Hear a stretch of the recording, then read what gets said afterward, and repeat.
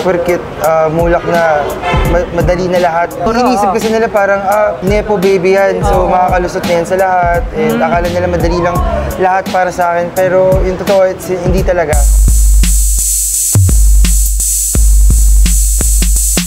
Welcome! Nandito tayo kasama si Sir Sandro. Hi guys! Ang gwapo-gwapo niya sa personal. Hindi, gutom lang yan.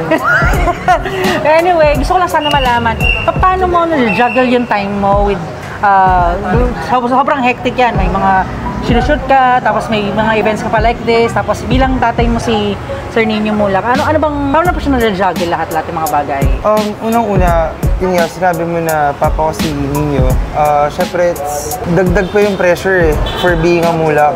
Okay. And hindi porket mulak na madali na lahat yung mga bagay. Kasi hindi nakala nila siguro. Iniisip kasi nila parang, nepo baby yan, so makakalusot na yan sa lahat. And akala nila madali lang lahat para sa akin. Pero yung totoo, hindi talaga. Need ko pa rin pagdaanan lahat. Nadja-joggen ko siya by doing, yun nga, nagsa-school pa ako. Yes, so yun. Taping pa ako. So, more on one day at a time. Tama, Pinipili ko lang yung oras ko kung ano dapat. Yung pinaka-importante yun yung unahin ko. Maganda, at least kasi nagpatuloy mo pa rin yung pag-school mo. At the same time, meron ka pang career, di ba? Yes. Hindi mo iniliban yung pag-school. And yan ang pinakamagandang matutunan din ng mga kabataan right now. Kasi hindi porket may opportunity, iwan ang kagad yung pag-aaral. Of course. And ang ganda ng pagkasabi mo, dahil hindi porket ang magulang mo is kilala na, is aasa na lang sa legacy. Gusto mong magkaroon ng, hindi pong, ayan si Sandro.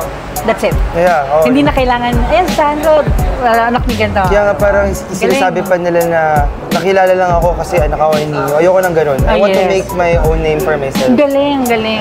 Pinakamagandang part na sa lahat. Imagine mo kung sakali lahat ng mga kabataan ganyan. Kakaroon pa tayo ng maraming project soon. Kami ang Myriad sa Naya Cinamide. Kami naman. So thank you so much for being invited kami sa ganitong klaseng event. Thank you so much po. Thank you.